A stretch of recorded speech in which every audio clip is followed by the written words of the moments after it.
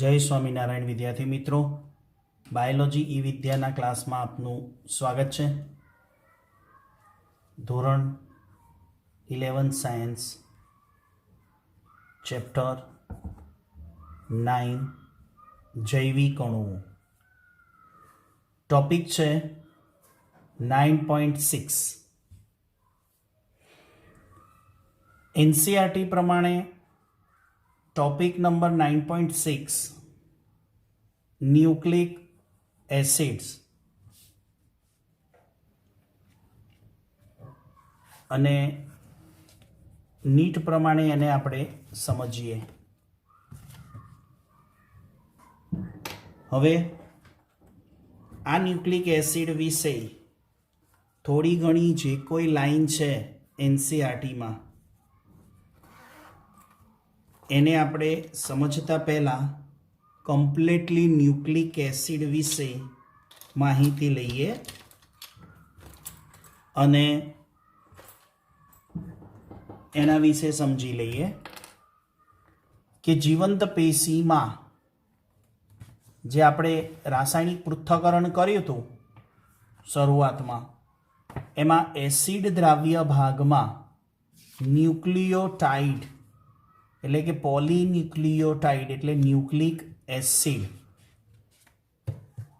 કોષમાં જોવા મળે.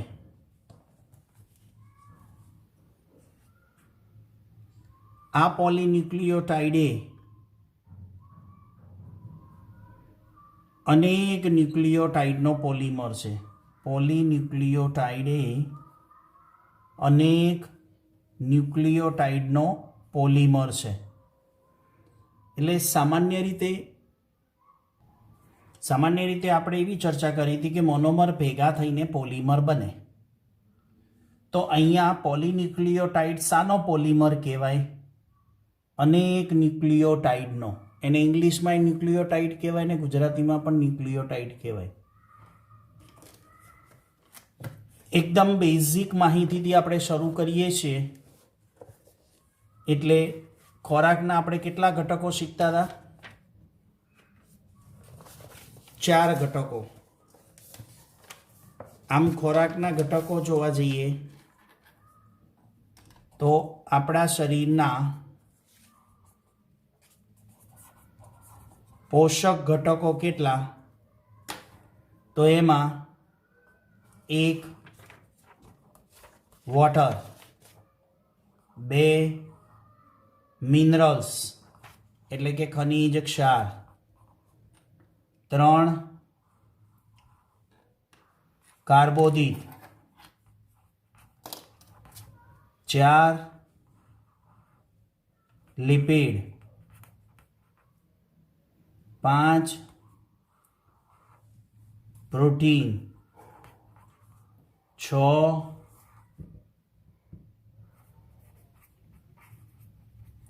ન્યુક્લિક એસિડ, 7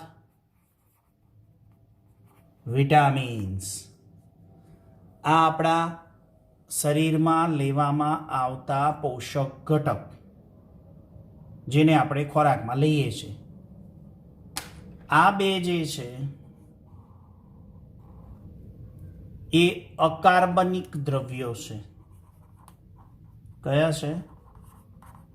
અકાર્બનિક છે. જ્યારે કાર્બોદિત, લિપિડ, પ્રોટીન,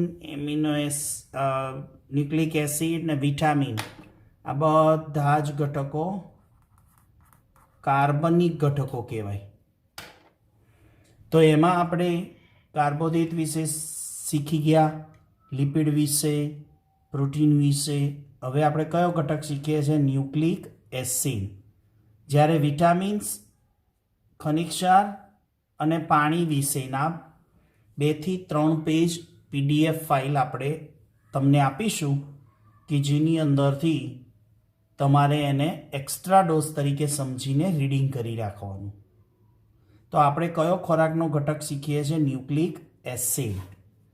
એ ન્યુક્લિક એસિડ એટલે પોલીન્યુક્લિયોટાઇડ અને એ પોલીન્યુક્લિયોટાઇડ એટલે અનેક ન્યુક્લિયોટાઇડ. હવે આ ન્યુક્લિયોટાઇડના ઘટકો કયા, એટલે ન્યુક્લિયોટાઇડ શાનાથી બનશે? તો નંબર 1 પેન્ટોઝ મોનોસેકેરાઇડ શર્કરા, નંબર 2 નાઇટ્રોજન બેઝ જેમાં વિષમ ચક્રીય રિંગ છે જેને આપણે સમજાવીએ છીએ, અને ત્રીજો ઘટક ફોસ્ફેટ. તો ન્યુક્લિયોટાઇડ શાના બને? યાદ રાખજો, એક સુગર, એક નાઇટ્રોજન બેઝ અને એક ફોસ્ફેટ. તો ન્યુક્લિયોટાઇડના ઘટકો શું? SNP. શર્કરા, તો ન્યુક્લિયોટાઇડના જો બંધારણમાં જોઈએ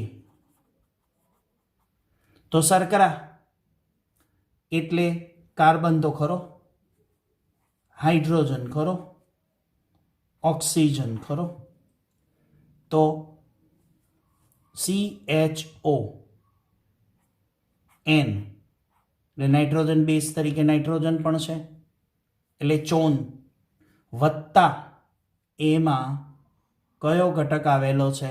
ફોસ્ફરસ. તો આ યાદ રાખવાનું છે, CHON અને P. તો આટલા ઘટકો ન્યુક્લિયોટાઇડમાં તત્વો આવેલા છે. કાર્બન, હાઇડ્રોજન, ઓક્સિજન, નાઇટ્રોજન અને ફોસ્ફેટથી બને ન્યુક્લિયોટાઇડ. હવે આ બેઝિક 3 ઘટક છે, સુગર, નાઇટ્રોજન અને ફોસ્ફેટ. તો નાઇટ્રોજન, ફોસ્ફેટ તો આવી ગયા, પણ સુગર, શર્કરા, શર્કરા એટલે કાર્બોહાઈડ્રેટ શીખ્યા, કાર્બોહાઈડ્રેટ એટલે એમાં કાર્બન, હાઇડ્રોજન ને ઓક્સિજન. હવે આપણે 1 બાય 1 શીખીએ જેથી આપણને પોલીન્યુક્લિયોટાઇડની રચના આગળ વધી શકે. હવે પેન્ટોઝ શર્કરા વિશે તમે શીખી ગયા કાર્બોહાઈડ્રેટમાં. પેન્ટોઝ શર્કરા એટલે C5H10O5, રાઈટ? અને એમાં પેન્ટોઝ શર્કરામાં 2 શર્કરા હતી, આલ્ડોઝ શર્કરા અને કીટોઝ શર્કરા. પણ ન્યુક્લિક એસિડના બંધારણમાં કોણ વપરાય છે? આલ્ડોઝ શર્કરા, જેમાંથી એક શર્કરા છે રિબોઝ પેન્ટોઝ અને બીજી શર્કરા ડીઓક્સી રિબોઝ પેન્ટોઝ. કેમ કે આપણે ન્યુક્લિક એસિડ કેટલા શીખવાના છે? 2. ન્યુક્લિક એસિડના કેટલા ઘટકો છે? 2. એક છે DNA અને બીજો ઘટક છે RNA. તો ડીઓક્સી રિબોઝ શર્કરા DNA ના બંધારણમાં, રિબોઝ શર્કરા RNA ના બંધારણમાં. એટલે આપણે અહીંયા 2 પેન્ટોઝ શર્કરા વપરાશે, બરાબર? એક રિબોઝ પેન્ટોઝ અને બીજી ડીઓક્સી રિબોઝ પેન્ટોઝ. એના મેં તમને રેખીય સૂત્રો દર્શાવ્યા હતા. રેખીય એટલે એક રેખામાં કાર્બન હોય એવી રીતે. પણ અહીંયા જરા રિબોઝ પેન્ટોઝ અને ડીઓક્સી રિબોઝ પેન્ટોઝનું આ ચક્રીય સ્વરૂપ છે. કયું સ્વરૂપ છે? રિંગ સ્વરૂપ.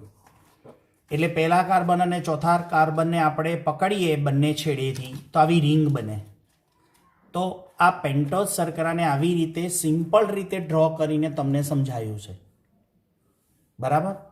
તો આપણે યાદ રાખવાનું છે પેન્ટોઝ શર્કરામાં કેટલા કાર્બન? 1, 2, 3, 4 અને 5. આ ડીઓક્સી રિબોઝ એ પણ પેન્ટોઝ શર્કરા. કાર્બનના સ્થાન બરાબર જોઈ લો. આ 1, આ 2, અહીંયા કાર્બન હોય 3, 4 અને આ અહીંયા 5મો કાર્બન. આ બધા કાર્બનના સ્થાન બતાવું છું. આ 1 નંબર લખ્યો ને, 1 નંબરનો કાર્બન જેની સાથે આલ્ડીહાઇડ સમૂહ હોય, CHO. યાદ આવ્યું ને?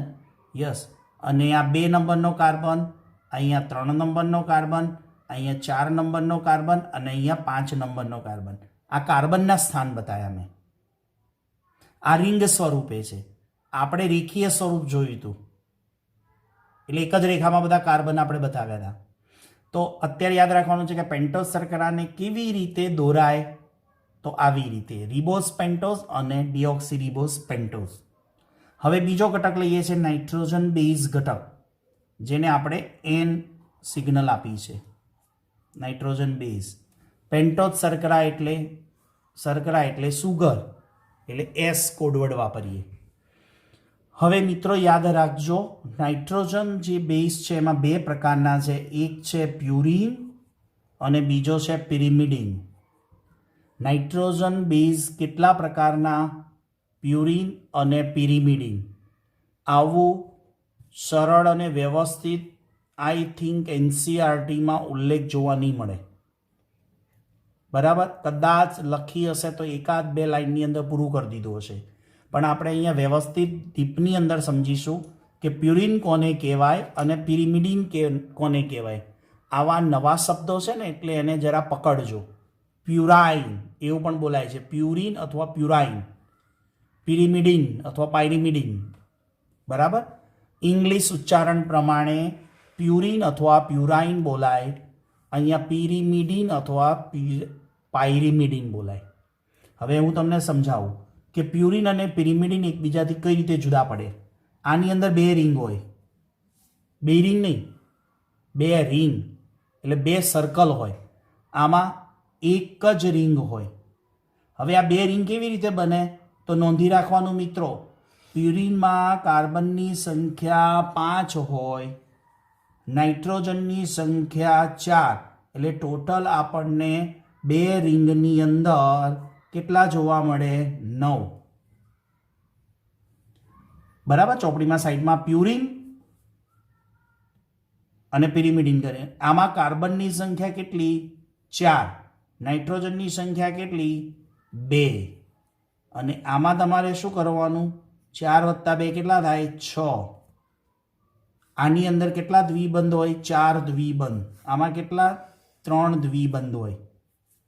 જો હવે અહીંયા એનું રચના યાદ રાખવા માટે જ છે ખાલી, એટલે આપણને ખબર પડે. જો અહીંયા છે આ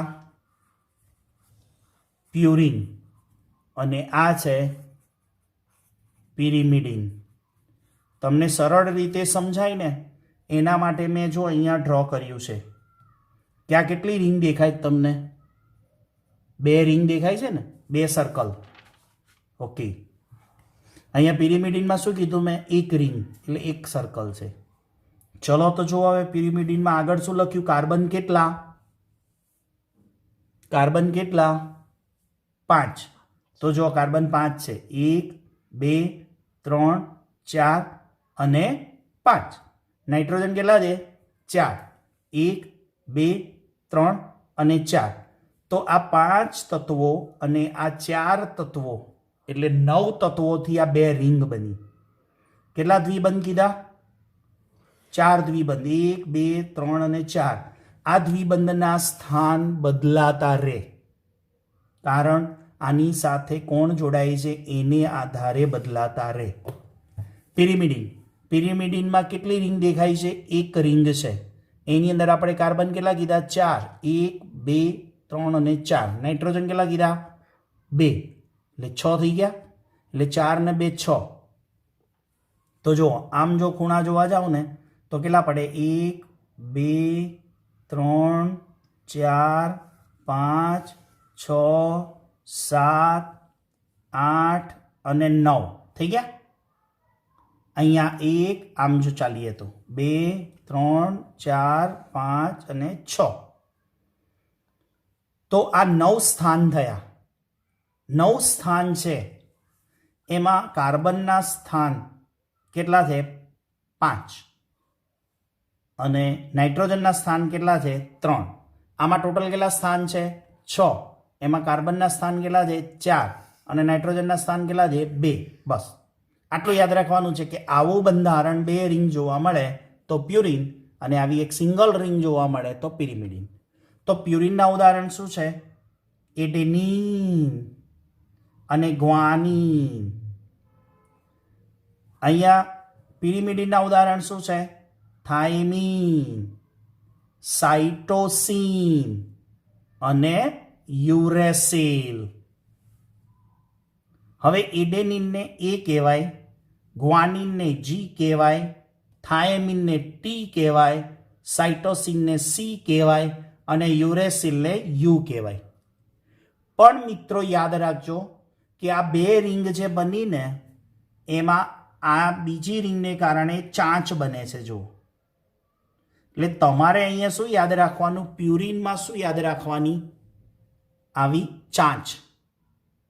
અને પિરિમિડિનમાં શું યાદ રાખવાની? ખાંચ. આ એટલા માટે તમને કહું છું કે આગળ જતા ડીએનએ બનાવીશું ને ત્યારે આ ખાંચ અને ચાંચ વિશે સમજાવીશ. તો આ બે રિંગના કારણે એડેનિન અને ગ્વાનિનમાં શું પડે છે? ચાંચ.